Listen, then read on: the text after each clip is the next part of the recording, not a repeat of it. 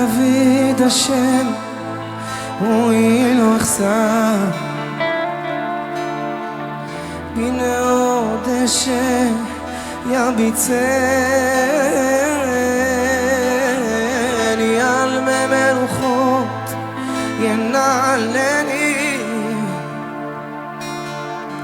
נפשי ישובר ינחני במעגלי צדק למען שמו. Bom dia a todos. Bom dia. Vamos dar continuidade ao nosso estudo. Juízes. Hoje nós estamos no capítulo 8. Capítulo 8 de Juízes. Vamos orar para a gente iniciar. Senhor nosso Deus, nosso eterno e querido Pai, nós te agradecemos por estarmos aqui mais uma vez nesta manhã. Que teu Espírito continue a nos ensinar, a nos dirigir, que tudo aconteça conforme a tua vontade. É o que nós te pedimos, no nome de Jesus, amém e amém. Ok. Estudo em Juízes, capítulo 8. Juízes, capítulo 8. Vamos ler alguns versos. Amém. Então os homens de Efraim lhe disseram: que é isso que nos fizeste? Que não nos chamaste quando foste pelejar contra os midianitas? E contenderam com ele fortemente.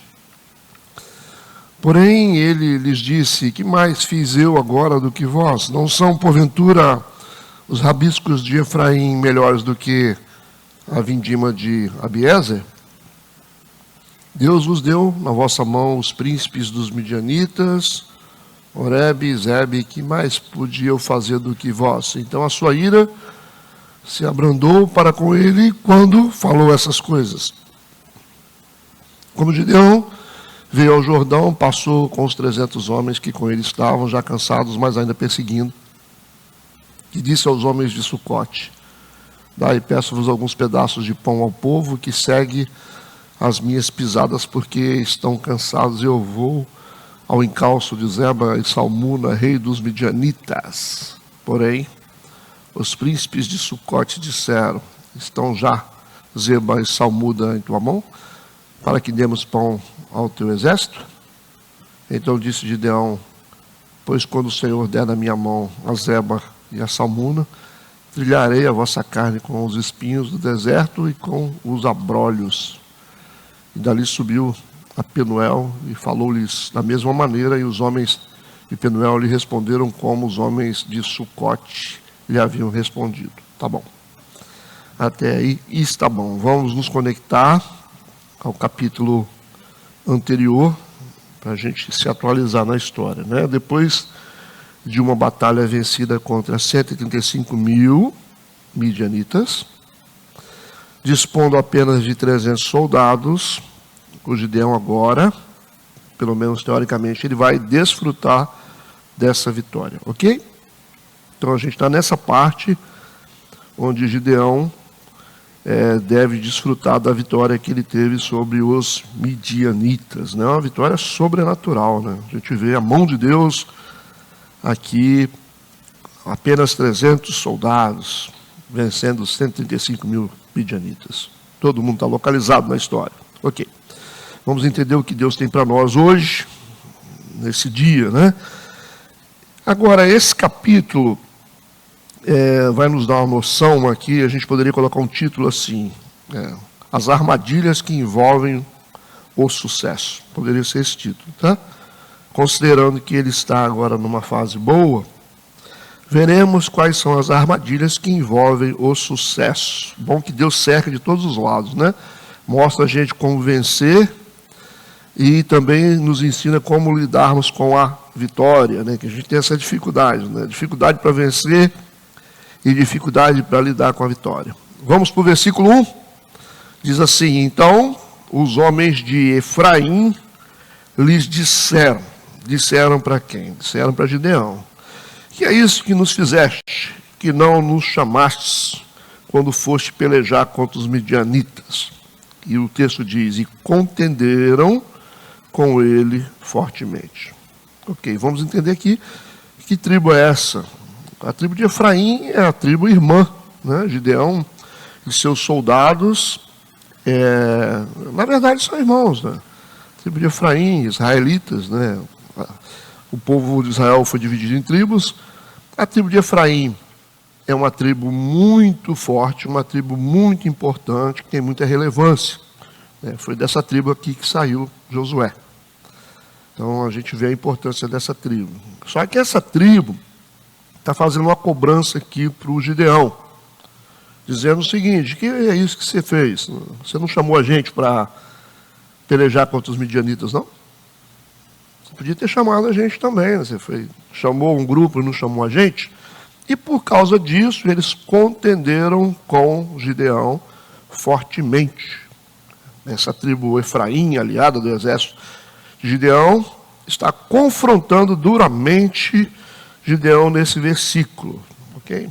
Aí a gente já começa aprendendo uma lição. Está tudo bem, né? Porque vencer a batalha, poderia estar todo mundo comemorando, mas uma contenda aparece no momento da vitória, no momento de celebrar a vitória, né? No momento de vitória, no momento de edificação, uma contenda surge aqui, no meio, né? Isso aí nos chama a atenção, nos dá a lição que a obediência que a gente tem que ter com Deus, ela fica muito mais difícil quando os que estão dentro do mesmo campo, né, arranjam problemas. Dá para entender isso? Não é? É igual ao Ló e Abraão.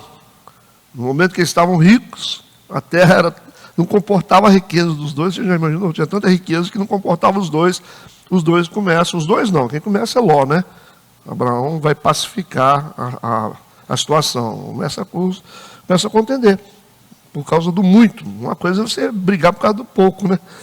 Quando não tem nada, cada um está querendo alguma coisa, agora quando tem muito. Então, o momento de vitória também pode ser um momento perigoso. O momento de guerra é perigoso, mas o de vitória também, né? Quando você está com muito dinheiro. É igual empresas, quando o cara vira sócio do outro, todo mundo quer ser sócio. Não, vamos começar agora? Você tem quanto? Eu tenho 5 mil. Eu tenho 3, vamos montar uma empresa. Todo mundo fica feliz. Jesus vai ajudar a gente. A empresa cresce, daqui a pouco está faturando 2 milhões, né? 3, aí começa a briga. O poder é uma coisa perigosa. Então a tribo de Efraim, que é aliada do exército de Gideão, aqui está arranjando problema. Está dizendo o seguinte: ó, vocês podiam ter chamado a gente. Por que vocês não chamaram? A gente lutar junto com vocês, né, contra os midianitas, e há uma contenda muito séria, né? Os de dentro estão tornando o avanço cada vez mais difícil, os de dentro. Essa é uma experiência também vivida pela igreja. O que vocês acham? Então vamos lá. Nós vimos então que há uma contenda acontecendo aqui, a partir da tribo de Efraim, que é uma tribo poderosa. Talvez seja por isso que eles estão se achando no direito, né, de contender com Gideão, no meio de uma conquista que poderia estar dando apoio aqui. Já estão reclamando: você venceu, mas por que a gente não estava junto nessa?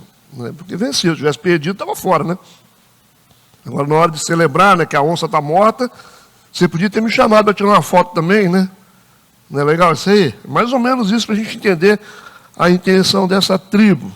Então vamos ver se tem algum sentido essa reclamação dos efraimitas, que é a tribo de Efraim. Vamos ver. Vamos olhar então agora para o capítulo 7, versículo 24. Vamos voltar um pouquinho na história para a gente entender se a reclamação deles procede. Estão dizendo que não foram convocados. Vamos lá? Capítulo 7, versículo 24. Também Gideão enviou mensageiros a todas as montanhas de... foi, né? Ligou para eles, né? Só estou conjecturando, né?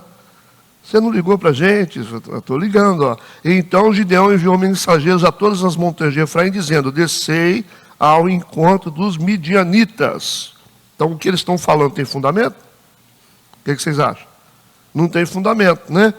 E tomar-lhes as águas até Bet-bara e também o Jordão, convocados, pois, todos os homens de Efraim, tomaram-lhes as águas até Bet-bara e o Jordão. Então foram convocados.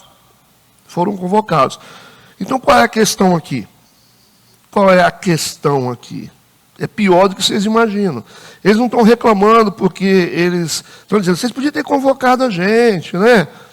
Eles podiam ter chamado a gente para participar, né? Mas vamos ver onde é que está o problema deles. Que a gente já descobriu aqui que o Gideão chamou sim. Para a gente entender, a gente volta um pouco mais no capítulo 6, versículo 35. Vamos ver logo no início, né? Quando o Gideão faz prova com Deus, e Deus, ele realmente começa a acreditar que Deus é Deus e que ele foi chamado, aí ele começa aqui, Juízes 6:35. Enviou mensageiros, essa foi a primeira convocação, gente, por toda a tribo de Manassés, que também se ajuntou após ele. Também enviou mensageiros a Azer e a Zebulon e a Naftali, que saíram-lhe ao encontro. Então não tem nenhuma menção aqui à tribo de Efraim. No primeiro chamado, a primeira convocação que Gideão fez, a tribo de Efraim não foi chamada. Foi chamada na segunda convocação. Onde é que está o problema? O que vocês acham? Eles queriam ser os primeiros, né? Então, a questão da tribo de Efraim aqui é porque não foram chamados primeiro. Foram chamados sim, mas não foram chamados primeiro. Como no capítulo 6, foram chamados depois do capítulo 7. Nós temos um problema aqui de querer aparecer, né? Isso tem na igreja? Não, né? Tem não. Então vamos, agora vamos avançar para o capítulo 12, versículo 1. A gente dá um pulo lá na frente para continuar entendendo a história. Lá na frente. Vai ter uma história parecida, só que agora não é com Gideão, é com Jefté. Vai ser citado aqui o Jefté. Mesma situação com a tribo de Efraim. Então se convocaram os homens de Efraim e passaram para o norte e disseram a Jefté: por que passaste a combater contra os filhos de Amon e não nos chamaste para ir contigo?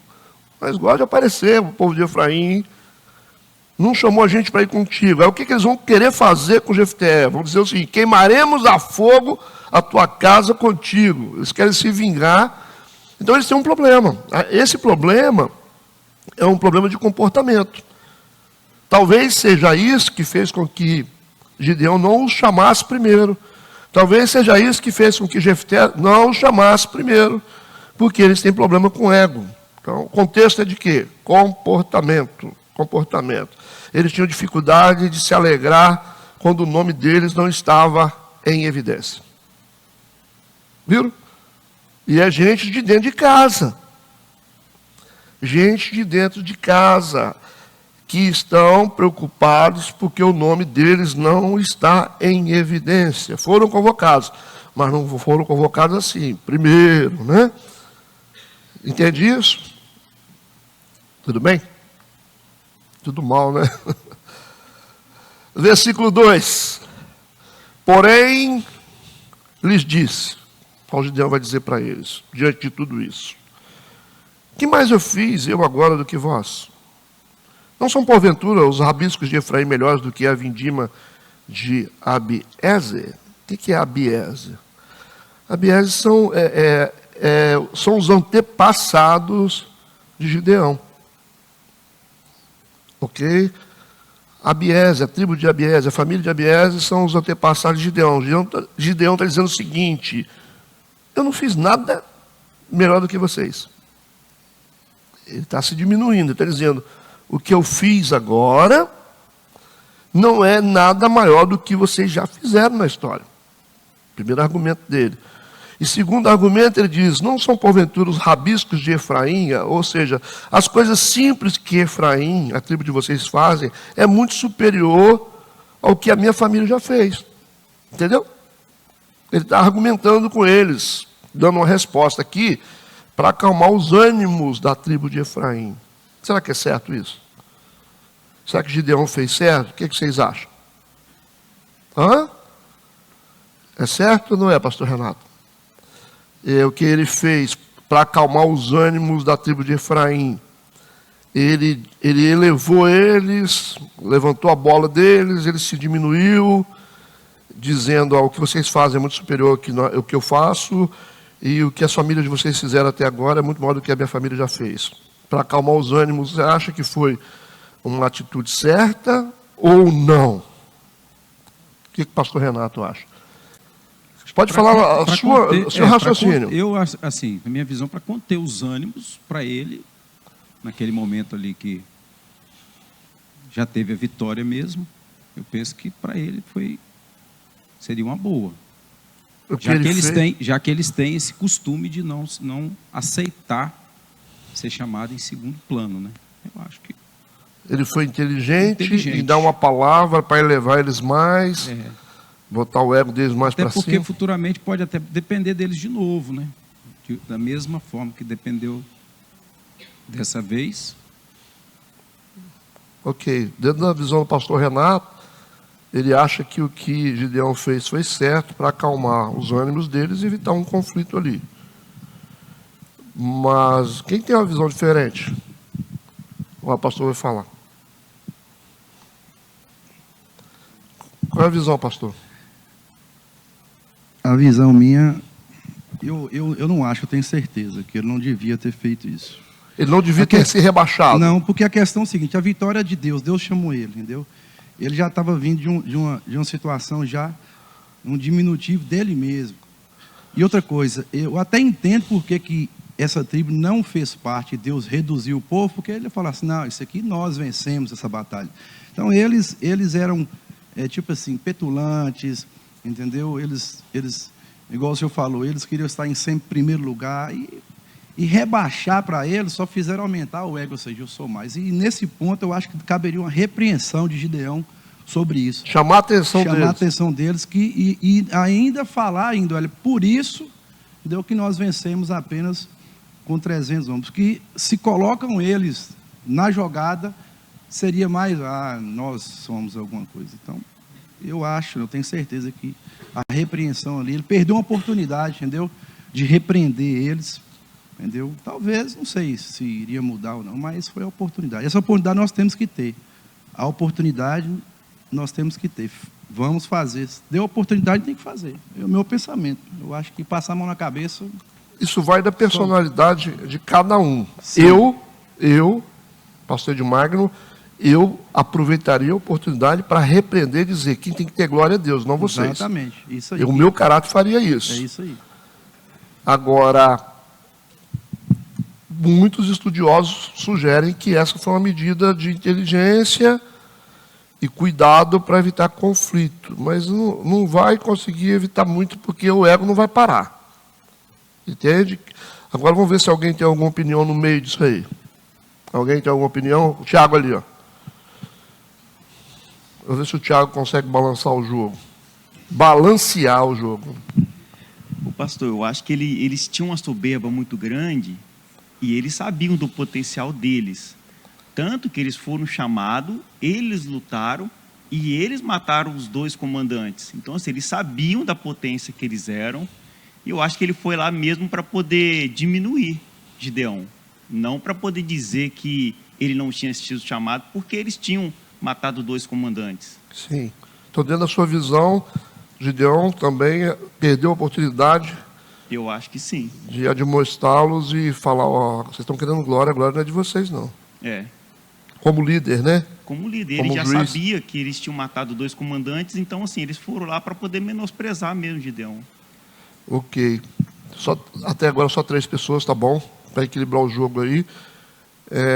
Dependendo da situação, a ideia, a opinião do pastor Renato também não está errada.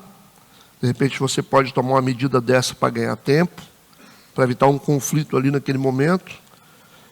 Às vezes para apaziguar os ânimos, é necessário tomar algumas ações desse tipo, né? Dependendo da situação. A Bíblia nos ensina também que às vezes a gente tem que elevar a pessoa, mas depende do contexto. Depende do contexto. Eu fiz a pergunta porque não é simples. Não dá para dizer se é isso. Não é? Que a decisão de Gideão foi sábia ou se não foi sábia. Eu faria assim, outros fariam diferente. Se colocar entre eu e o pastor Renato, eu ia fazer o seguinte, falar assim, vocês estão aí querendo ser o quê? Aí o pastor Renato ele ia falar assim, gente, vamos calmar, né? Peraí, vocês também têm valor. Então as duas coisas têm sentido. As duas coisas têm sentido. ok? Dependendo do contexto, da gravidade, a gente não sabe qual a gravidade do momento ali. Então, às vezes, uma resposta branda pode ser feita para acalmar o furor, para evitar um conflito maior, mas também não é para tirar a autoridade do líder. Por isso que eu estou querendo ponderar isso aqui por isso. Tá? Existem momentos que a gente tem que pisar no freio. Existem. Para evitar um conflito maior, para tratar isso lá na frente. Mas eu, Edmagno Vieira, eu chegava e aproveitava para dizer, vocês estão pensando que vocês são o quê? Como Gideão, juiz, vocês estão pensando que vocês são o quê aqui? Se alguém tem que ter glória, esse é Deus. Tá? Mas dependendo do contexto, isso poderia culminar numa guerra. Entenderam o que eu falei ou não? Isso aí é para que vocês tenham equilíbrio nas respostas que vocês vão dar para as adversidades. Nem sempre o que a gente tem que fazer é assim. Às vezes, depende.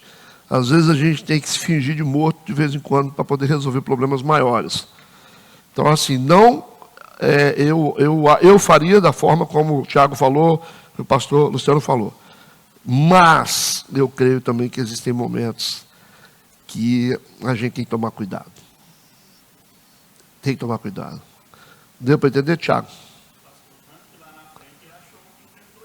Isso, exatamente. Mas esse capítulo fala sobre o fracasso de Gideão. É um momento de fracasso dele. A vitória de Gideão, na verdade, está virando um fracasso. Que ele vai fazer muita coisa errada aqui. São as armadilhas que envolvem o sucesso, né? Não estão sabendo lidar. Então, tudo bem. Valeu pela participação de vocês nesse ponto. Só para deixar no ar essas interrogações. A gente viu aqui que a tribo foi convocada, mas não foi convocada como primícia, né? Não foram os primeiros. Mas esse povo está querendo evidência. Versículo 2, porém ele lhes disse, que mais fiz eu agora? Aqui a gente viu que ele está tentando elevar eles, para acalmar os ânimos. Vamos para o versículo 3. Ele vai continuar, ele diz, Deus vos deu na vossa mão os príncipes dos midianitas. A citação do Tiago, né? Oreb e Zeb. Que mais podia eu fazer do que vós? Gideão continua se diminuindo. Então a sua ira se abrandou para com ele quando falou essas palavras. Aí eles falaram, então tá. Se acalmaram, né? Foi só falar para eles que eles são bons, que eles são fortes, que eles têm poder. E eles se acalmaram. O Gideão listou aqui a vitória deles, né? E a ira ou a raiva foi apaziguada, né? O problema dos efraimitas é um problema de glória. É isso que eles queriam, glória. E esse é um problema que a gente enfrenta na igreja hoje. Muito, porque o povo quer glória. Parece estranho isso? É uma das maiores batalhas que as lideranças espirituais vão ter que enfrentar. É para tirar a glória do povo que quer glória e dar glória para Deus. Tirar a glória de alguns pregadores, tirar a glória de alguns cantores, tirar a glória de alguns ministros e devolver para Deus. Então, esse está sendo um grande problema, embora isso seja falado o tempo todo, sempre tem um que está querendo glória. Se não aparecer, se não botar o meu nome aí, se eu não estiver na frente, eu não quero. Essa é a briga de ego das igrejas, poder. Poder, a gente quer poder, a gente quer um trem para mandar, para a gente ficar em evidência. Tem gente que gosta disso, né? E é muita gente. Versículo 4 a 6. E como Gideão veio ao Jordão, agora continua a história. Ele continua o percurso dele. Passou com os 300 homens que com ele estavam, já cansados, mas ainda perseguindo. Ele continua ainda indo atrás de 2 reis, com seus soldados, né, a sobra que teve ali, vocês vão ver a quantidade daqui a pouco. E o Gideão quer limpar mesmo, ele quer limpar os midianitas da face da terra. E disse aos homens de Sucote, ele chega numa região, Sucote é um território israelense, tá? E diz para eles o seguinte, ó, dai, peço-vos alguns pedaços de pão ao povo que segue as minhas pisadas, porque estão cansados. Eu vou ao encalço de Zeba, e Salmuna, os 2 reis dos midianitas que sobraram, né? Aí, versículo 6, porém os príncipes de Sucote disseram, estão já Zeba e Salmuda em tua mão, para que demos pão ao teu exército? Então, aqui nós temos aqui um deboche, né, com Gideão. O povo de Gideão aqui também fazem parte da mesma confederação. São irmãos. Está dizendo o seguinte, você nem está com a vitória na mão, os reis estão vivos, vocês já estão querendo pão para comer, então mata primeiro, depois a gente dá pão para vocês. Esse povo de Sucote aqui estão debochando de Gideão, dizendo, você nem venceu os príncipes, e vocês querem que nós investemos pão em vocês? É interessante e difícil de entender isso, né? Não é difícil de entender quando você precisa de apoio das pessoas e as pessoas não acreditam, né? Os efraimitas reclamaram porque não foram convocados com prioridade para participar. Agora esses aqui, os de Sucote, são chamados para participar, ajudando, mas não querem. Quem vai entender esse povo? É tudo da mesma casa, é tudo da mesma família. Uns reclamam que não foram convidados, outros reclamam que foram convidados para participar. Então eles só querem ajuda para prosseguir a viagem. A gente precisa de apoio, nos dê pão. E a gente vê que parece que aquilo que Deus fez nunca é suficiente. Aquela vitória lá de 300 contra 135 mil, parece que é nada. Não foi suficiente para que eles acreditassem naquilo que Gideão está fazendo através do poder de Deus. Eles não acreditam. Por isso que eles não querem apoiar. Eles não querem apoiar. Certo? Então a gente tem que revisar isso na nossa vida, porque Deus está fazendo as coisas boas o tempo todo, e parece que nós não estamos convictos ainda. Você viu lá, Mar Vermelho aberto, para o povo de Israel, daqui a pouco eles chegam diante das águas amargas de Mara e começam a murmurar. É desse jeito, não é por muito fazer. Deus pode fazer 1000 coisas para a gente sempre vai arranjar motivo para reclamar, para dizer não. Então aquilo que Deus faz nunca será suficiente para nós, porque parece que não nos convence, né? Então Deus faz toda hora, né? Mas a gente não se convence, eles não estão convencidos. No versículo 7 a 8, eu vou dando oportunidade assim, de vez em quando, porque senão o estudo não anda, tá? Versículo 7 e 8. Então disse Gideão, pois quando o Senhor der na minha mão a Zeba e a Salmuda, trilharei a vossa carne com os espinhos do deserto e com os abrolhos. Eu vou passar em cima de vocês, né? Vou esfregar espinhos e abrolhos em vocês. Vou trilhar vocês com espinhos e abrolhos. Ele está partindo para a vingança. Agora a gente já tem outro Gideão aqui. O Gideão mudou, pastor. Ele já não está muito paciente, não. Aí já começa a provar. Isso já começa a provar a teoria de vocês dois. Entendeu? Percebe por que eu dei a parada? Começa a provar a teoria de vocês dois. Da mesma forma como vocês disseram. Mas tem que pegar esse povo e chamar a atenção deles. Porque esse povo não é fácil. O Gideão está chegando a essa conclusão. E ele teve que experimentar a segunda decepção para chegar à conclusão de que é melhor defender Deus do que defender povo. Entendeu? Aí vocês dois ganharam a guerra agora. Deu para entender agora? O Gideão foi convencido através das experiências de decepção que não adianta você ficar vangloriando, dando glória para as pessoas, porque elas nunca estarão satisfeitas. Nunca estarão satisfeitas. Então é melhor você entregar a glória para Deus. É melhor você ficar bem com Deus e ficar mal com os homens. Às vezes é necessário, né? Às vezes você está querendo ficar bem com todo mundo. É porque eu sempre digo na igreja que se você quiser liderar alguma coisa, você tem que arranjar pelo menos uma meia dúzia de inimigos, senão você não lidera. Sabia disso? Pastor, mas inimigos sim, está na Bíblia, né? Salmo 23, né? Prepara uma mesa para mim na presença dos meus inimigos. Foi isso que Davi disse. Davi tinha inimigo. Não tinha inimigo? Davi não era um homem segundo o coração de Deus? Tinha inimigo. Então, inimigo é uma coisa que nunca Deus vai poupar na nossa vida. A gente sempre vai ter. Vai ter gente que não gosta de você, mesmo você não fazendo nada. Tem gente que te odeia, quer que você morre. E você fala, mas eu nunca fiz mal para ninguém. Exatamente. Só o fato de você servir a Deus, você já vai arranjar inimigo. Então, o inimigo é uma realidade. Quando você quer ficar bem com todo mundo, isso significa que você não está fazendo nada relevante. Você vai ficar ali fazendo política com todo mundo, para ficar bem com todo mundo, e você nunca vai chegar a lugar nenhum.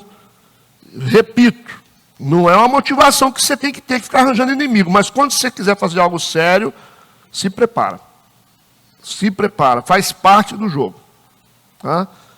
Agradar todo mundo não vai adiantar. Assim, pastor, mas tem fulano, o pessoal não está satisfeito com o que você falou. Falou, se eu for agradar aquele lá, o outro vai ficar desagradado, aí não dá.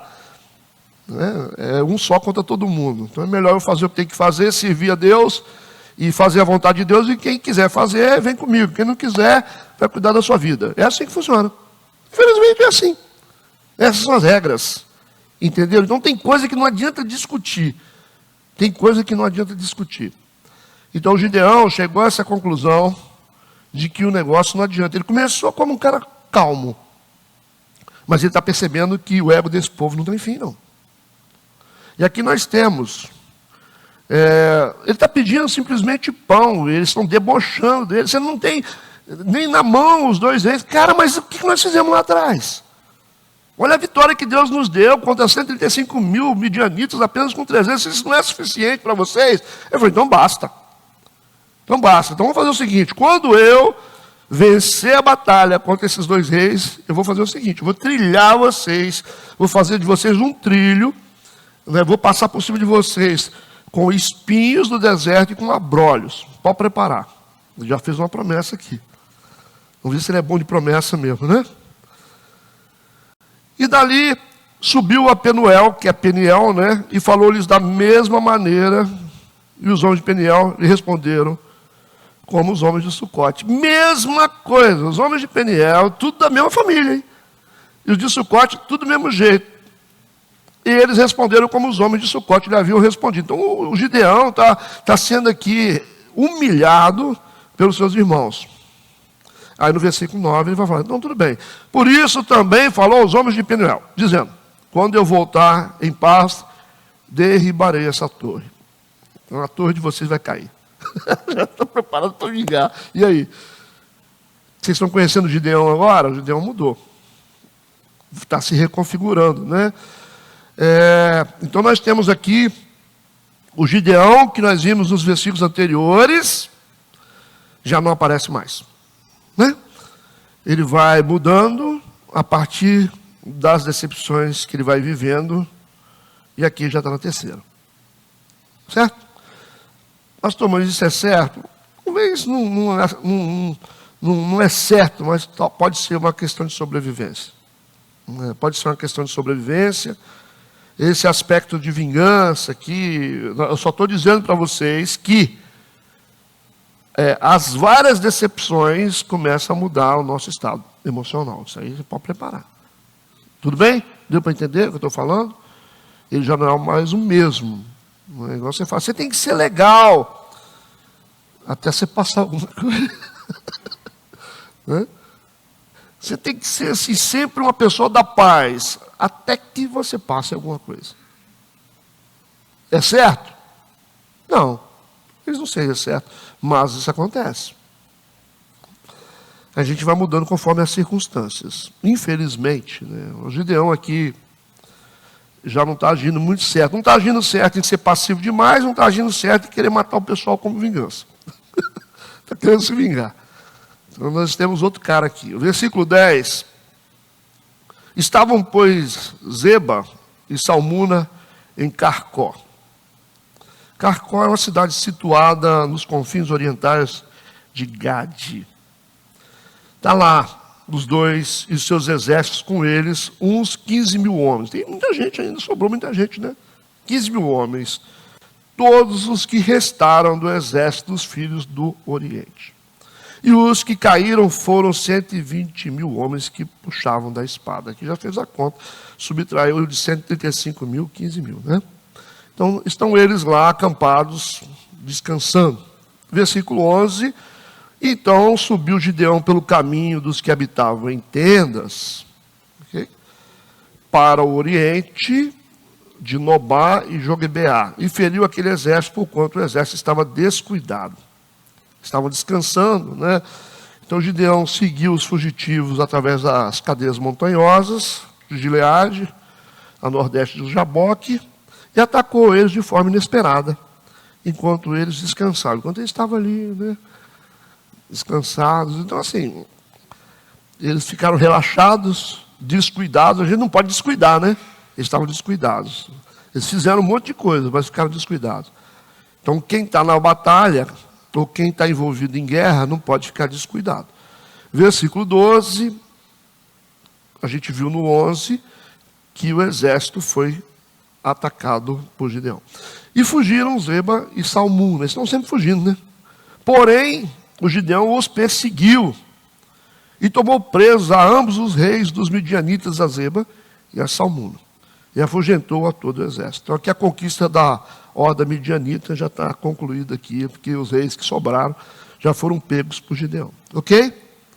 A ideia é essa, acabar com todos eles. No versículo 13, 14, voltando por Gideão, filho de Joás, da peleja, antes do nascer do sol, tomou preso a um moço dos homens de Sucote. Aí ele começa a vingança. Ele vai começar a se vingar agora. Ele toma preso a um moço dos homens de Sucote e lhe faz perguntas, o qual lhe deu por escrito os nomes dos príncipes de Sucote e dos anciãos, 77 homens. Aí falou, me dá a lista da liderança. Ele falou, me dá a lista da liderança lá de Sucote. Quem são? Eu quero os anciãos. E pegou a liderança toda, o nome deles está aqui para você. E ele vai atrás desses caras. Ele vai começar a se vingar dessas tribos irmãs. É a história onde irmão começa a atacar irmão. Por quê? Porque negaram ajuda para ele. E, além do mais, escarneceram dele. Ele vai se vingar. 77 pessoas aqui vão morrer pelas mãos do Gideão. Viu no que deu? Viu no que deu? Começou a fazer coisa errada, né? Versículo 15. Então veio aos homens de Sucote e disse, vede aqui Zeba e a Salmuna, a respeito dos quais desprezivelmente me escarneceste, dizendo, estão já Zeba e Salmuna na tua mão, para que demos pão aos teus homens já cansados. Ele repetiu o que ele ouviu. O cara guardou mágoa mesmo, viu? A mágoa ficou registrada no coração dele, né? E ele vai se vingar com as mesmas palavras. Ele repetiu, vocês falaram que eu não ia conseguir, vocês disseram assim que eu não conseguiria, né? Então por que eu vou dar pão? Então estão lá. Porque na prática ele está fazendo o seguinte, está esfregando a vitória na cara deles. Os dois estão aqui, e agora? Mas por causa disso, né, nós vimos lá no início, já 77 pessoas de Sucote morreram. No versículo 17, ele derrubou a torre de Penuel e matou os homens da cidade. Aí, então, a carnificina de vingança, Gideão acabou matando seus próprios irmãos. Então, viu? Tudo começa com a vitória. Tudo começa com a vitória. Então a vitória pode virar um problema? A vitória pode virar um problema. Quando a gente começar a ganhar muito, a gente tem que começar a tomar cuidado. Quando a gente começar a vencer, a gente precisa começar a tomar cuidado também, porque a vitória mata também. Mata ou não mata? Não precisou nem os inimigos matarem aqui. Ele mata uma cidade inteira, os homens da cidade, mas depois 77 em Sucote, quer dizer, 300 homens ele acabou com os midianitas, agora eles estão se autodestruindo. Interessante isso, né? Seria melhor se tivesse perdido os homens na batalha do que um matar o outro. A gente pensa que a gente está lutando contra o diabo, mas estamos lutando uns com os outros, se autodestruindo. E se a gente não tomar cuidado, quando a gente cresce, a gente tem que tomar cuidado, porque o nosso maior pecado pode ser a tentativa de matar uns aos outros. Né? Se autodestruindo. O diabo fica só sentado de camarote olhando a gente se matar. A maior energia da igreja é gasta internamente, uns com os outros. Um atacando o outro, um falando mal do outro, um reclamando porque o outro disse. Né? Então, assim, viver junto é uma coisa que não é fácil. Não é fácil. Mas a gente tem que aprender a se respeitar. E a gente enfrenta muito disso. Às vezes minha mulher fala assim, poxa, quando a igreja era pequena não tinha tanto problema. Eu falei, é verdade, não tinha problema. A gente mapeava todo mundo, sabia todo mundo onde estava, sabia os problemas de todo mundo, ficava tudo certo. E agora, como é que sabe? Como é que faz agora? É a parte ruim do crescimento. Aí eu falo, pastor, fulano da sua igreja? Eu falei, você viu postando lá na rede social com um copo de uísque? Não. Eu falei, meu Deus. Eu falei, ainda bem que tem gente que olha para mim, que eu não tenho tempo para olhar esse trem. Eu não tenho tempo para ficar olhando essas coisas. A gente fala aqui na frente, fala, pessoal, a igreja é assim, a doutrina da igreja é essa, a visão da igreja é essa, vocês não são obrigados a ficar aqui, a gente vai falando. A pessoa vai lá na minha sala e pergunta, pastor, como é que é a igreja? Eu falo assim, eu explico tudo. Daqui a pouco o irmão me liga, porque sempre tem um que liga, tá? Você viu, pastor? Ele manda para mim o vídeo ainda. Na rede social eu falo, não vi, rapaz. Tá um irmão lá, ó, pulando carnaval, com um copão de Brahma na mão. Eu falo, meu Deus, será que eu estou falando para as paredes? Aí dá munição para os ímpios para dizer que isso aqui é porta larga. A pessoa fala, mas eu gosto de bebida. Tudo bem, você gosta de bebida, então você vai para outro lugar, irmão. Você não pode ser crente. Ué, simples assim, ué. É um direito que você tem, ué. Nem Deus força ninguém a nada. Eu gosto disso. Mas você gosta, é um direito seu. Mas é direito nosso também de não te querer. É direito nosso, é a doutrina da igreja. A igreja católica tem doutrina, você vai na igreja assembleia tem doutrina, os mormons têm doutrina, a adventista tem doutrina, por que a gente não pode ter doutrina? Mas tema, rapaz. E é uma fraqueza moral tão grande que a pessoa mesmo se expõe. É interessante, as pessoas se expõem a essas coisas. E fica lá, copão de cerveja. Que coisa feia. Pior que você escandaliza a igreja, né? Pastor, mas eu tenho a minha vida. Você tem se você quer ter vida particular, própria, individual, você não pode fazer parte de uma igreja. Você não pode. Se você disser para mim que ninguém é dono da minha vida, ninguém é dono da sua vida, lá fora, dentro de um corpo, você não pode, você não tem vida própria, irmão. Eu vou ter que ensinar isso quantas vezes. Nós não temos independência quando a gente está dentro do corpo de Cristo. O problema passa a ser nosso. Vou ter que repetir isso quantas vezes. O problema é nosso, o problema não é seu. Quando você está lá, é a igreja toda que vai ser condenada. Então você não tem direito de fazer isso. E lembrando de uma coisa, quando se trata de igreja, eu não tenho amigos. Quando se trata de igreja, eu não tenho amigos. Eu não tenho filho, não tenho esposa, não tenho amigos. Isso precisa ser gravado na cabeça de vocês. Quando se trata de igreja, eu não tenho esposa, não tenho filhos, não tenho amigos. Eu não aceito interferência da minha família, dos meus filhos, de ninguém. Tem gente que fala assim, eu sou muito amigo do pastor. Atravessa o meu caminho e tenta atrapalhar a igreja. Escandaliza a igreja, você vai ver. Escandaliza a igreja, arranja problema com a igreja, você vai ver como é que eu sou amigo seu. Não sou amigo, cara. Lá em casa é assim. Vai prejudicar a igreja? Então encosta lá. Então grave isso. Não tenho amigos quando se trata de igreja. Nossa amizade acaba rapidinho. Eu faço isso há muito tempo já.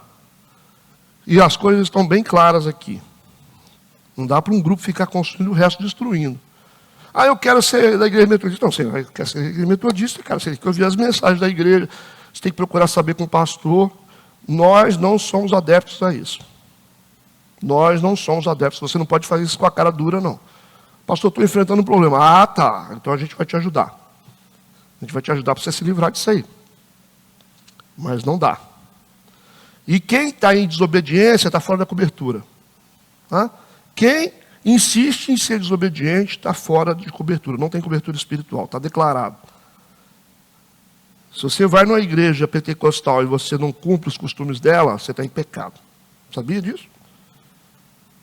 Você está em pecado. Se você não cumpre os costumes da igreja local, você está em pecado. Ah, pastor, mas lá eles proíbem lá o cabelo. Então você tem que cumprir os costumes deles. Se você não cumpre, você está em desobediência a Deus. Porque você não é obrigado a ficar naquela igreja. Se os adventistas dizem assim, aqui a gente não pode comer carne. Você não deve comer carne sendo adventista. Então procure outra religião para você, porque senão você vai arranjar problema com Deus. Cumprir costume local. Tem gente que fala assim, ah, pastor, você podia me casar? Eu falei, por que você não casou na igreja católica? Porque o padre não aceita. Eu falei, se o padre não está aceitando, eu vou aceitar? O padre não aceita, cara. Então eu tenho que aceitar isso? Sai fora, rapaz. Não. A igreja é maior do que nós todos juntos. O propósito aqui é maior do que nós todos juntos. Tanto é que um monte de gente que era daqui já não está mais. Vocês chegaram tudo novos aqui, porque provou que a igreja é maior do que nós todos. O propósito de Deus é muito maior do que nós. Minha filha está aí, ela já viu gente passar aqui, já viu gente sentar na minha mesa, já viu gente pregar na igreja que ela nunca mais viu. Porque passa, né? Está claro isso? Ou vai ser como o povo aqui, que não ouve? Vamos seguir, hein? Isso é só para o bem de vocês, o bem nosso, né? Versículo 16.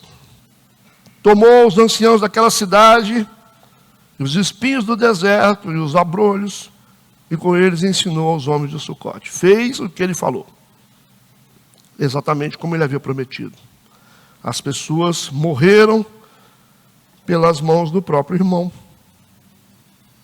simplesmente por causa do ego, da falta de cumplicidade, falta de solidariedade, né, porque não ajudaram uns aos outros, levaram como deboche. O pecado aqui é não ouvir a voz de Deus através do que Deus já fez. O pecado aqui é o pecado da soberba, de querer protagonismo, de querer ser melhor. Os pecados aqui são esses que levam a essa autodestruição. Tudo bem até agora? Não está tudo bem, mas é a realidade. A gente pode se autodestruir quando a gente quer glória para a gente mesmo, quando a gente não leva em consideração o que Deus já fez, quando a gente não se torna solidário com a necessidade do outro. É isso que está claro ou não? Sigamos. E com isso Gideão matou os irmãos. Versículo 17. Derrubou a torre de Penuel e matou os homens da cidade. Versículo 18. Depois perguntou a Zeba e a Salmuda. Agora ele está diante dos inimigos, o Gideão. O Gideão não é a mesma pessoa não, hein?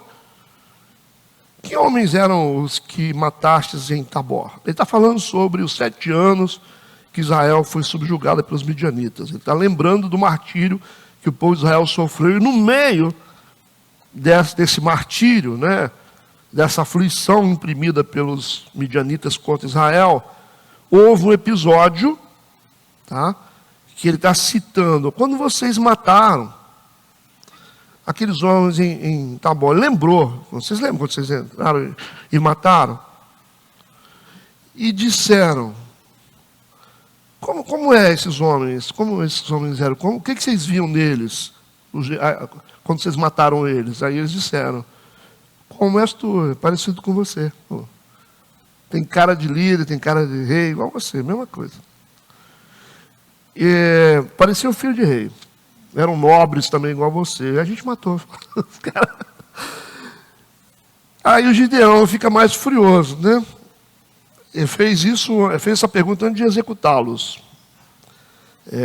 Ele lembrou da aflição, ele está se movendo aqui com um instinto de vingança. Ele falou, quando vocês mataram os nossos irmãos, o que vocês viram no rosto deles? Ele falou, igualzinho você, fala igual você, mesma coisa. Ele está dizendo o seguinte, quando você matou aquele crente, quando você matou aquele cara que você matou lá, como é que ele era? Ele falou, igual você, usava uma Bíblia, se vestia igual você, falava igual você. Ele falou, então você matou crente, né? Tá certo. É isso que ele está dizendo. Versículo 19, então disse ele, meus irmãos eram filhos de minha mãe. Vocês mataram meus irmãos. Ele falou, vive o Senhor, que se vós tivesseis deixado com vida, eu não vos mataria. Então o Gideão expressa aqui um propósito pessoal de vingança contra aqueles que mataram seus familiares. Cara, tudo que está acontecendo é dentro de um propósito de Deus, mas parece que o Gideão se move por vingança. Aqui está se revelando o desejo de vingança. E está dizendo para eles, então no versículo 20, ele diz a Jete, seu primogênito, seu filho mais velho, o Gideão vai dizer, levanta-te e mata-os. Está dando oportunidade para o filho matar os inimigos, os reis midianitas. Porém o moço não puxou da sua espada porque temia, por quanto era jovem. Ele queria dar oportunidade para o filho dele mais velho, que era jovem, matar os inimigos diante de todo mundo. O menino nunca tinha feito isso, o menino era novo. Aí ficou com medo. Falou, pai, mas... Olha, o que Gideão está tentando fazer? A ideia de Gideão aqui é trazer desonra para os reis, porque os reis do Oriente não gostam de morrer por mão de crianças, de jovens ou de mulheres. Para eles é desonra. Quando o cara morria pela mão de uma criança, ou pela mão de uma mulher, ou de algum jovem que não tinha muita experiência com guerra, isso era a maior desonra para eles. Eles gostavam de morrer na batalha. Entendeu? E aqui a gente tem a intenção de Gideão de desonrar esses reis mais e mais, mas parece que o menino não aceitou a ideia, não. Ele falou, pai, eu prefiro não, hein? Versículo 21. Então disseram Zeba e Salmuda, levanta-te e acomete-nos, porque qual o homem tal a sua valentia? Eles disseram para o Gideão, isso aqui, matar rei, isso é preciso ter coragem de homem. Eles falaram com o Gideão. Eles estão chamando a atenção de Gideão. Falaram assim, você não coloca uma criança para fazer isso não, Gideão. Isso é coisa para homem fazer. Não expõe o menino assim, não. Então, assim, estava apanhando aqui dos inimigos, né? Pela questão da ética. E aí, levantou-se por Gideão, matou Zeba e Salmuda e tomou os ornamentos que estavam nos pescoços dos seus camelos. Pegou todo o ouro. São os despojos, né, dos midianitas. Midianitas gostavam muito de ouro. Então, essa era um tipo de costume, né, na guerra. Você matava o inimigo e você pegava tudo que ele tinha, despojos. Tinha escravo bom, se tinha camelo, tinha ouro. E aí, vamos seguindo. Versículo 22. Então os homens de Israel disseram a Gideão, domina sobre nós. Não, peraí, mas Gideão, ele era um juiz. A função do Gideão era simplesmente julgar a causa do povo. Esse domínio aí que eles estão dizendo é rei. É rei. Ele está dizendo, você tem que ser nosso rei. Aqui a gente já tem um problema aqui. Do povo começa a não querer estar debaixo de uma teocracia. Está debaixo da ordenança só de Deus. O povo já começa a dar sinal aqui. E dizendo, domina sobre nós, tanto tu como teu filho e o filho do teu filho. Ou seja um rei, como as outras nações, sobre nós, porquanto nos livraste da mão dos midianitas. Aí esse negócio não está cheirando bem, não. Porque o Gideão começa a demonstrar um desejo também de se elevar como rei, e ele não foi chamado para ser rei. Ele é apenas um juiz. O rei aqui é Deus que governa sobre o povo. E os homens ficaram tão impressionados aqui, com a liderança de Gideão, que disseram isso. Reina sobre nós, governa sobre nós. É a primeira vez aqui que Israel deseja voluntariamente, né, ter uma mudança de governo. Porque as outras era tudo Deus que fazia. Fez o que era mal aos olhos do Senhor, aí Deus colocava sobre eles um governo injusto. E quando eles clamavam ao Senhor, Deus tirava e botava um juiz. Só que agora foi voluntário. Esse desejo de ter um governo sobre eles já é um sinal de que eles não estão interessados mais em ter Deus sobre eles, mas ter um rei como as outras nações. Você viu? Então o que acontece aqui é o que vai acontecer lá na frente, depois na época de Saul. Estão lembrando disso? Então tudo bem. Isso é um perigo. Quando o povo de Deus começa a colocar sua expectativa em pessoas. Aí está mais um item dos nossos pecados, quando nós começamos a colocar a expectativa em pessoas. Esse é o problema, e Deus está lá de cima observando isso. Ah, Gideão, o povo está querendo que você vira rei, né? Vamos ver qual vai ser a sua resposta, né, Gideão? Que até então eu sou o Deus sobre eles, eu que dou a direção, você é só juiz. A gente tem que ser aquilo que nós fomos chamados para ser, não vamos querer ser além do que nós não fomos chamados. Tem aqui as lições, mas o Gideão vai reagir agora teologicamente. A reação dele vai ser teológica, vai dizer o seguinte, porém, Gideão lhes disse, sobre vós eu não dominarei. É como o cara pregando, né? Nem tampouco meu filho sobre vós dominará. O Senhor sobre vós dominará. Está ótimo. Teoricamente está muito bom isso aí, né? Teologicamente ele mostrou que é certo. É o Senhor que domina, é o Senhor que é o rei. Ele falou teoricamente o que tinha que ser feito. Mas será que ele vai agir? Assim, esse que é o problema. Será que o Gideão vai pregar aqui e vai viver? E a gente tem uma sutileza de planos aqui, de ego, sendo construído aqui no meio do povo de Deus. E o diabo nem entrou aqui ainda, gente.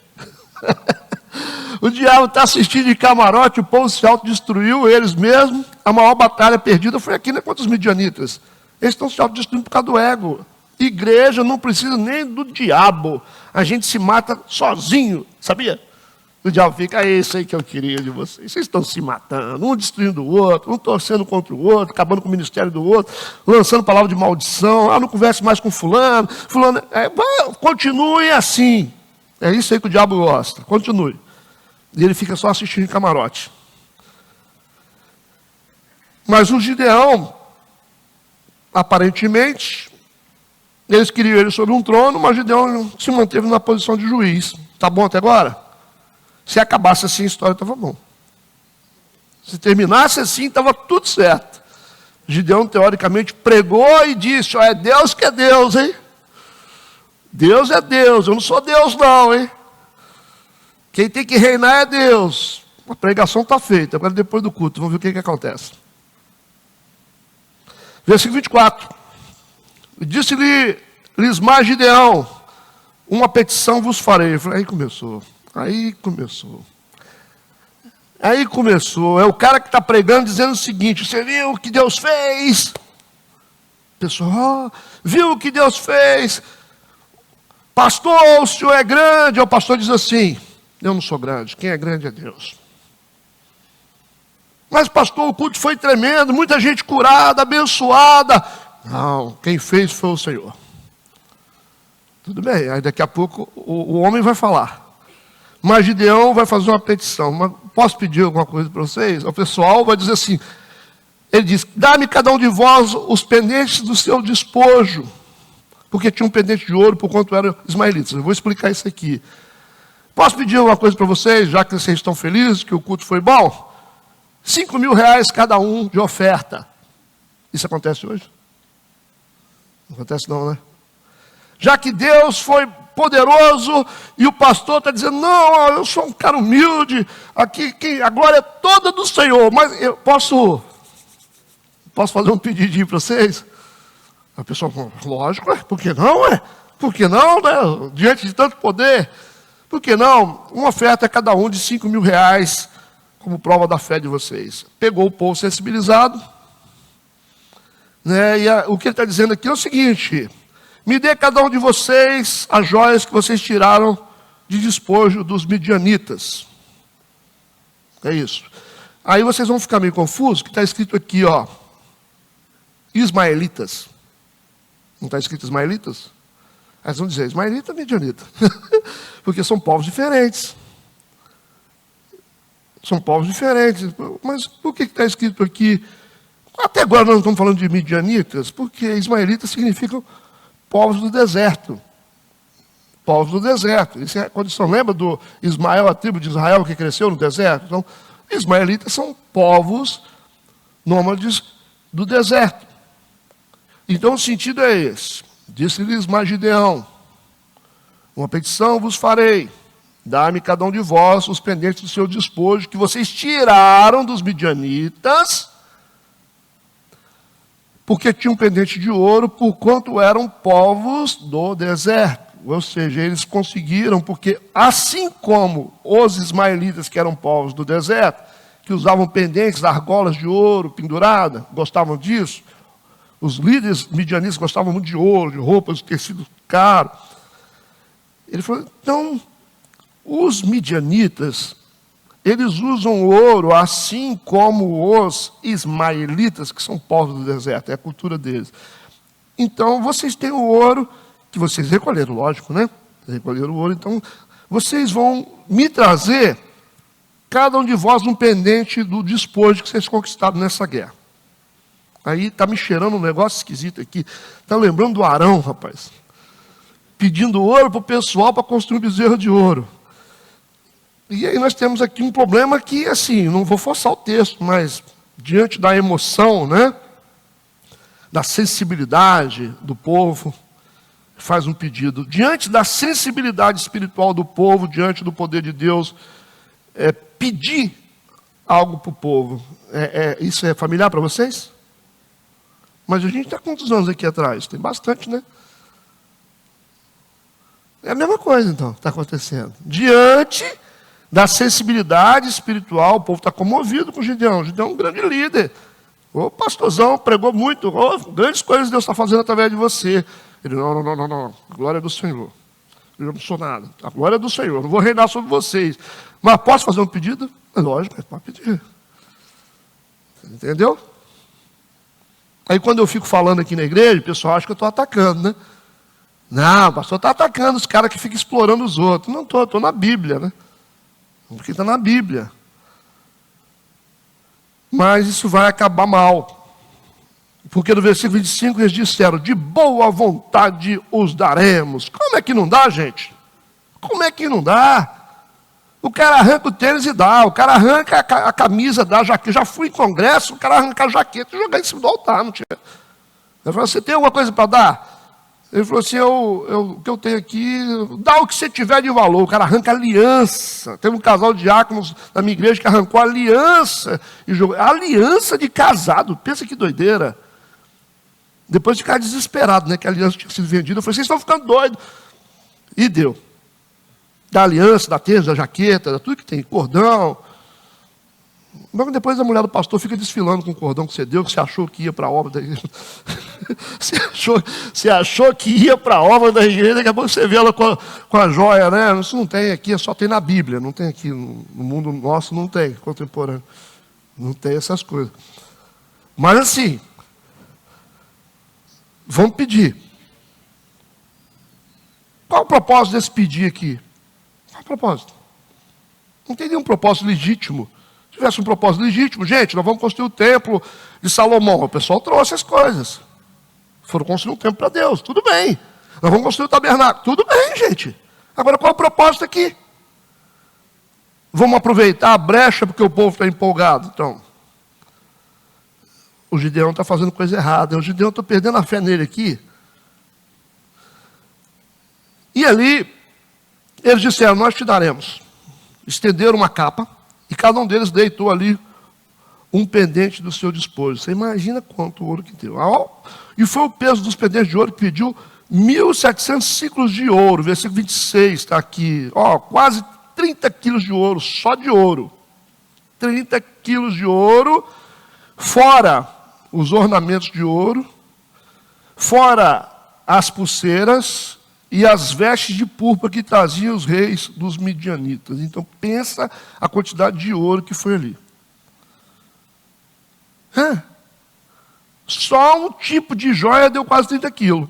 Aí ele não contou nem o restante, né? Os ornamentos, as correntinhas. Só que estava na orelha foi 30.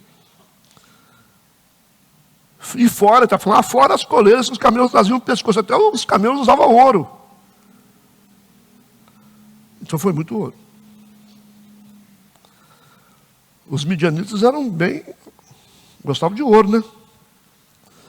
No versículo 27, o que vai dar isso? O que vai dar isso quando você pede algo para o povo baseado no emocionalismo do povo, na sensibilidade do povo pós-milagre, pós-vitória?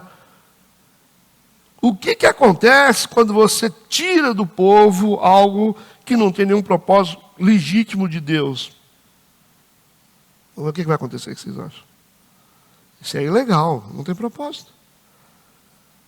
O texto vai dizer, e fez Gideão um éfode, ou fez um ídolo, uma coisa. Um éfode é aquela manta que era usada em cima da história sacerdotal, né, com as pedras Urim e Tumim. Vocês lembram? Ele construiu um éfode. Ele não era isso um sacerdote, cara. Para que ele quer um éfode? Onde o povo consultava. Lembra o Urim e Tumim? Vocês estudaram?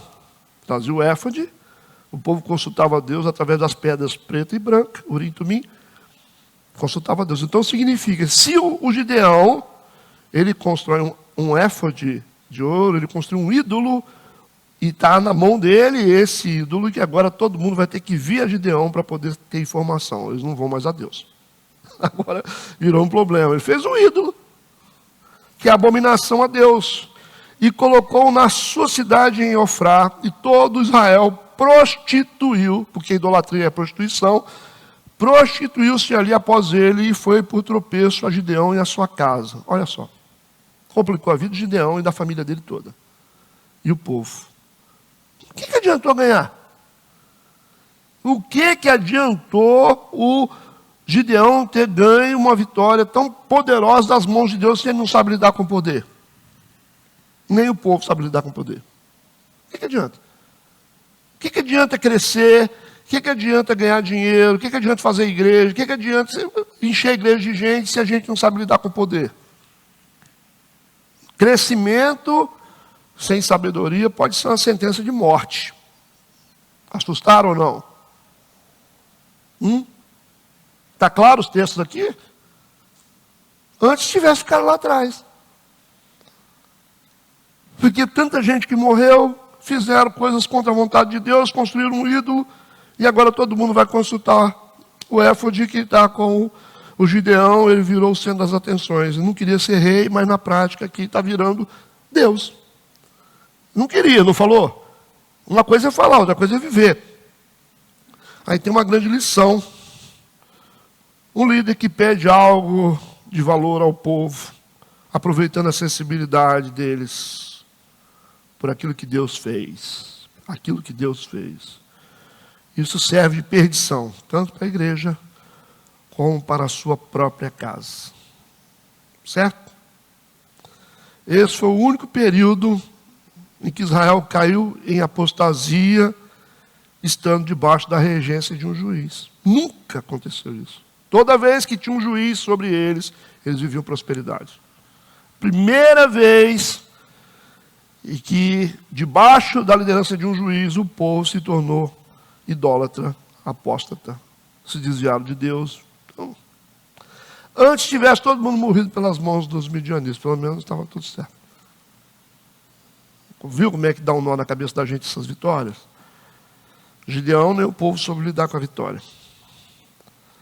O herói Gideão, ele vai aparecer lá em Hebreus, né, como um homem de fé. Vocês lembram, né? Hebreus 11, lá à altura do versículo 34, 32, 34. Ele vai aparecer lá como um homem de fé. Mas só a fé que ele teve ali foi registrada. O resto... Está entendido? Alguém quer comentar alguma coisa sobre isso? Versículo 27. Ele comete um erro de construir o ídolo. E você percebe que uma das primeiras coisas que Deus pediu para ele no capítulo 6, que viabilizou toda a vitória, foi destruir o ídolo do pai dele. No capítulo 6 ele se levanta, destrói o altar de Baal, que começa a viabilizar uma pureza, ganha o nome pureza, e a partir disso, toda a vitória acontece, e não sei, talvez por uma displicência espiritual, ele vai e reedifica um altar de Baal. Mesma coisa. O mesmo princípio que fez com que ele vencesse, foi o mesmo que fez com que ele fracassasse, por falta de atenção espiritual. Boa lembrança. Isso aí. Alguma colocação mais?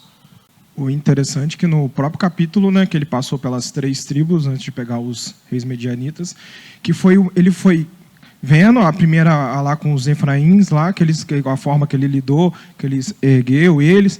Depois ele foi um pouquinho mais rígido, né, se impôs, como deveria talvez ter se colocado. E depois que ele pegou os 2 reis, ele foi fazendo o contrário.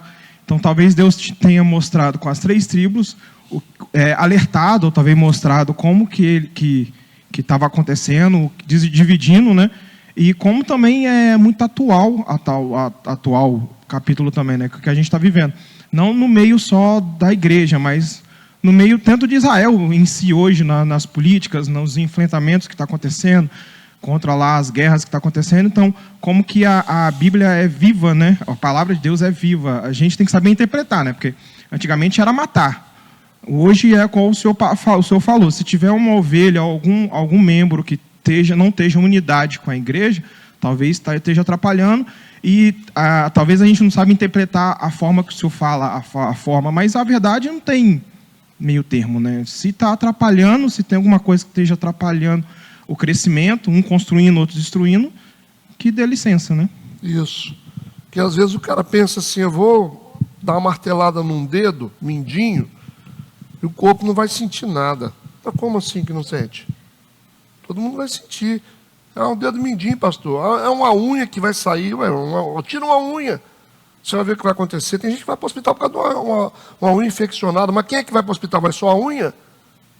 Quem vai para o hospital é o corpo inteiro, irmão. Vai o João, o André, o Manuel, o Pedro, a Maria. Vai todo mundo para lá. Não vai a unha sozinha. Se for só a unha, tudo bem. Ah, pode arrancar, enfiar sua unha aí onde você quiser, numa greta dessa aí, vai você para o hospital. Só que vai todo mundo. É a lógica. É só você ser racional, não é verdade? Então, assim, a lógica. Vai eu, que sou pé, vai você, que é mão, vai todo mundo para lá. Daqui a pouco está o corpo inteiro em cima de uma maca. Só o que houve aí, irmão? Ela está com a infecção generalizada. O corpo está todo comprometido. Nem sei se dá isso, doutor. Infecção generalizada, uma unha, pode dar? Então, e aí você fala assim, mas o cara morreu de quê? A unha. Aí vai fazer o velório, está lá o cara dentro do caixão, fala assim, está o João, a Maria, o José, o outro Gabriel, a outra, está todo mundo aqui da igreja metodista, tudo lá dentro do caixão. Por quê? Não, porque a unha, o Zezinho lá, se meteu onde não devia se meter, e aí todo mundo pagou o pato. Essa é a dinâmica do corpo que Jesus ensinou.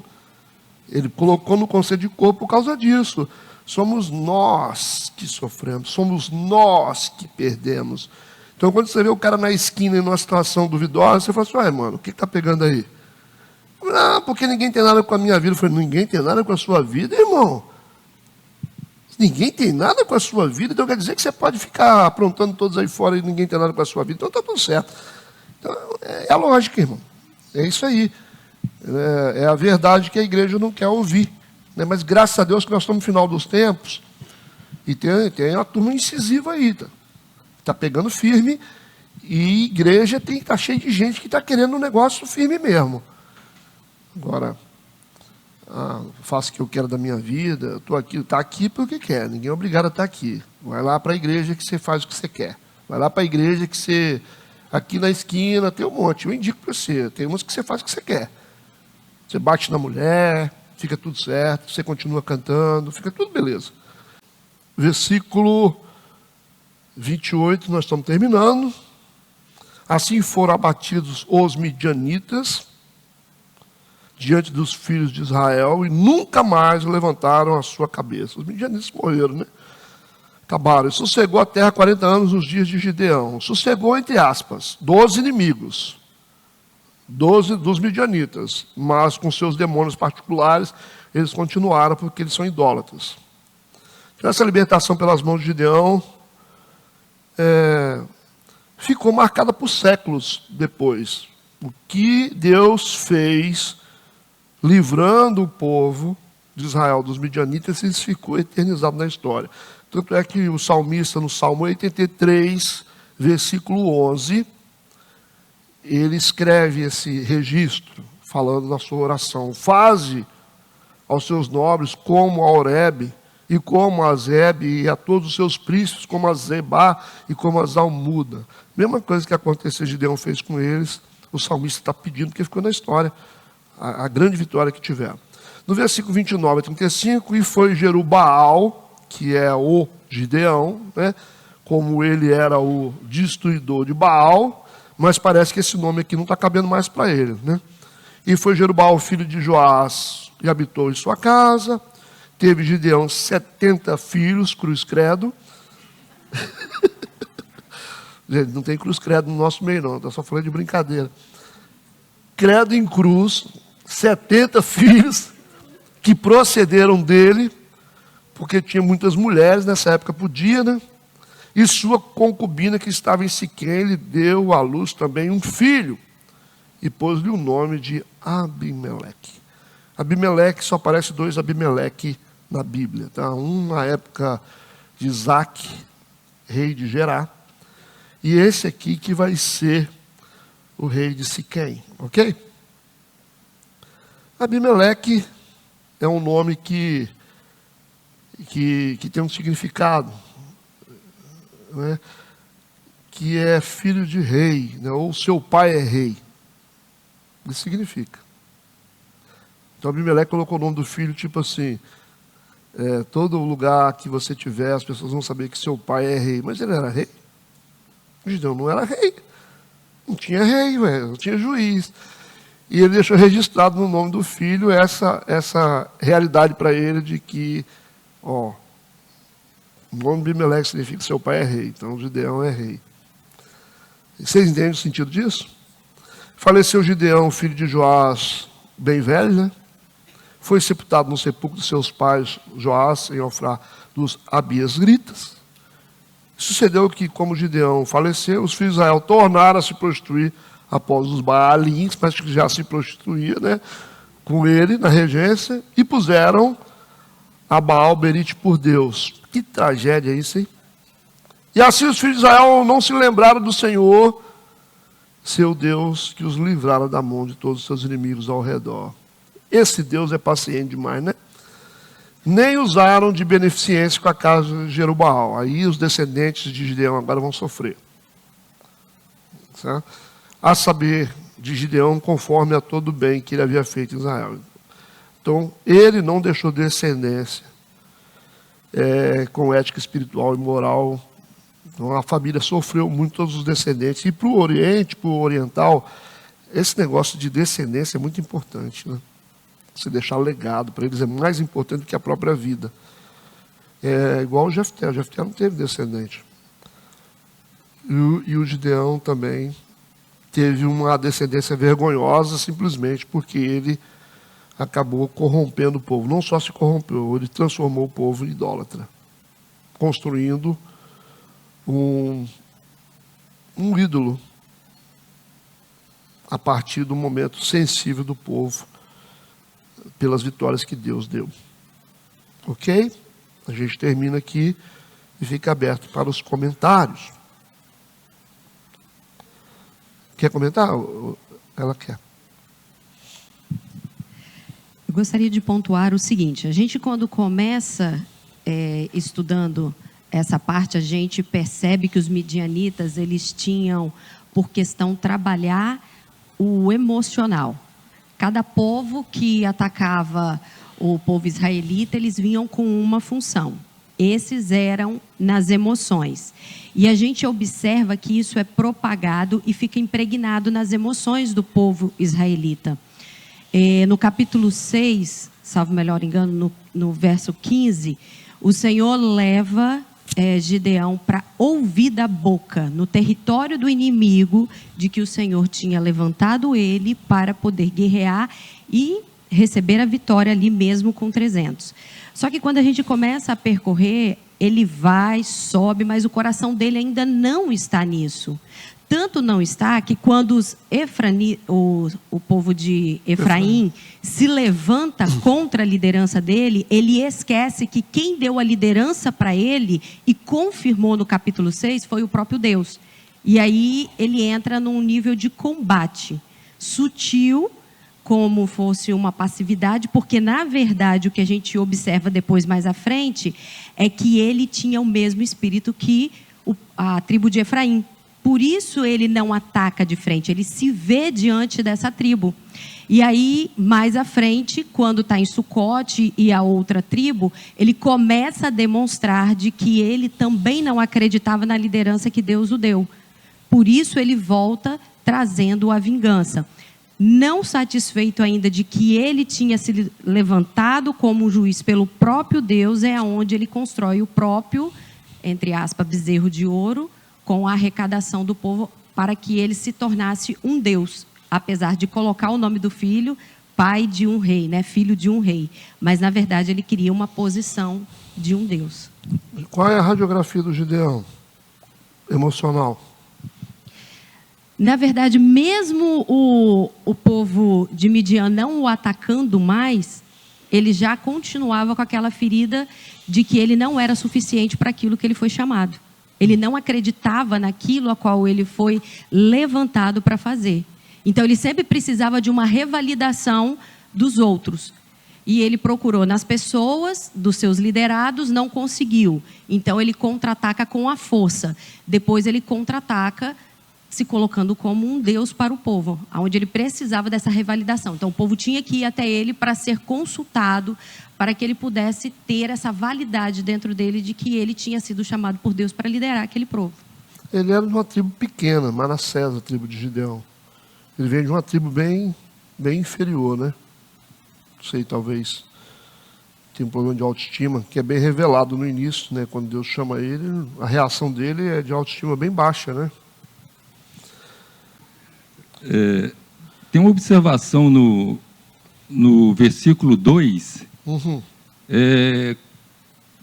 que Gedeão, ele não confronta, né, a tribo de Efraim, e ali eu entendo que ele está cheio do Espírito Santo de Deus, porque nós sabemos que as pessoas de Deus, Deus é justo. Então, ele dá uma segunda chance. Dá uma chance para ele. Né? Para eles poderem também reconhecer que Deus era superior.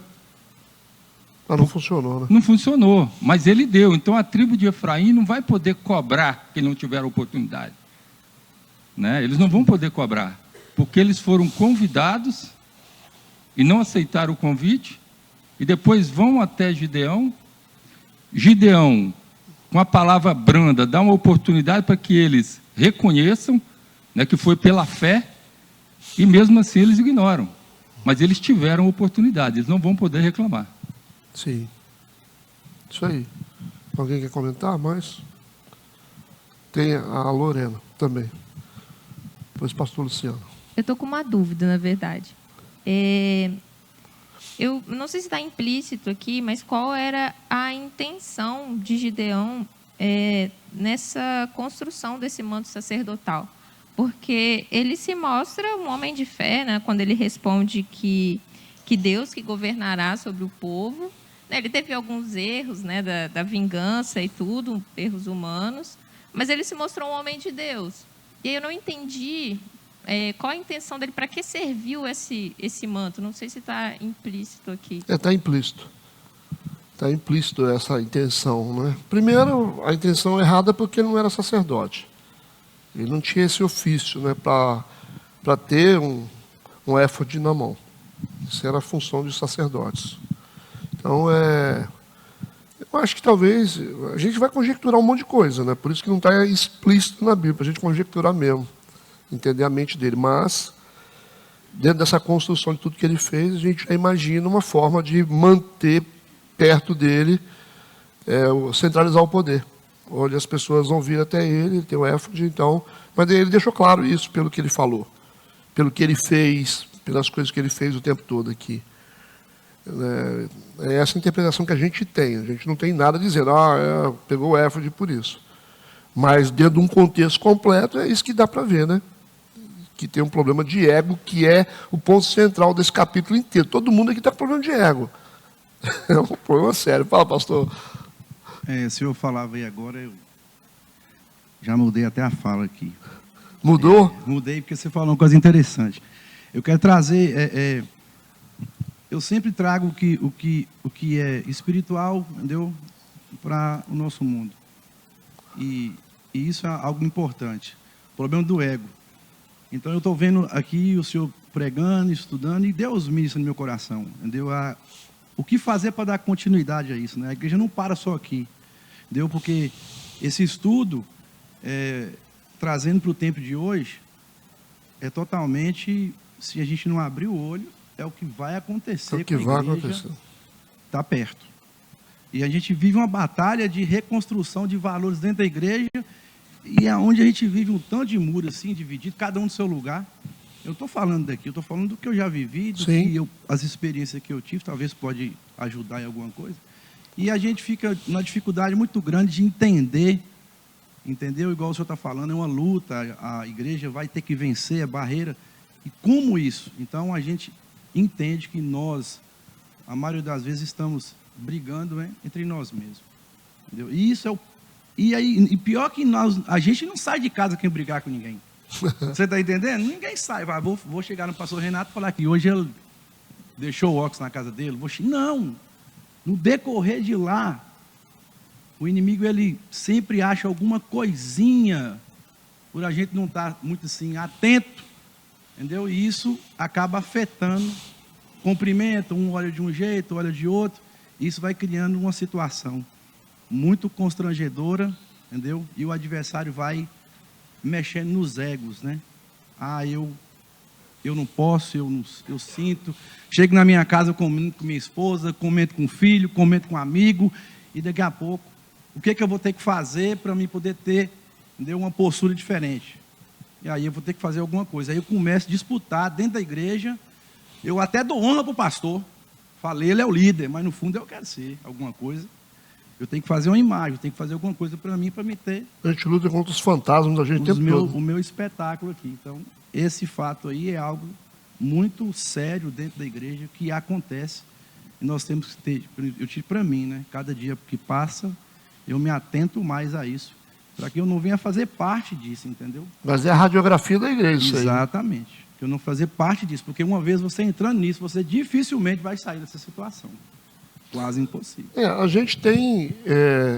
todo mundo tem problema emocional, né? O negócio não é a gente ser perfeito. O negócio é a gente saber que tem um problema e administrar. Obrigado pela contribuição de todos que participaram, né? A gente não tem como todo mundo ficar falando, senão vamos sair daqui 1h da tarde. E eu convido os senhores e senhoras para estarem no culto hoje à noite, tá? Em nome de Jesus. Propõe encerramento? Amém. Oremos. Pai Santo, querido, no nome de Jesus, nós te agradecemos por estarmos aqui nessa manhã, essa graciosa oportunidade que tivemos de estar diante da Tua Palavra, é grande e imensurável. Obrigado, Senhor, que cada conceito, cada princípio da Tua Palavra possa fazer parte da nossa vida, que sejamos colaboradores, possamos contribuir para o crescimento do Teu reino e nunca prejudicar. Abençoe o Teu povo, muda cada vez mais a nossa mentalidade, nos faça mais que vencedores, mas que a vitória não sirva para nos derrotar, mas para que nos mantenhamos firmes na Tua presença. Obrigado em nome de Jesus, amém e amém. Vamos em paz, em nome de Jesus.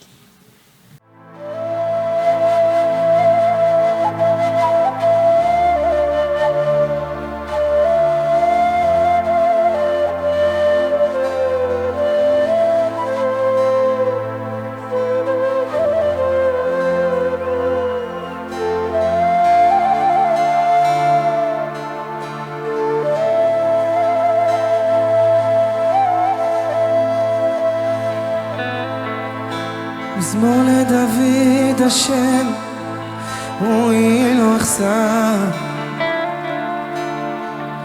הנה עוד אשר יביצני, על מי מלוכות ינעלני, נפשי ישובר ינחני במעגלי צדק למען שמו.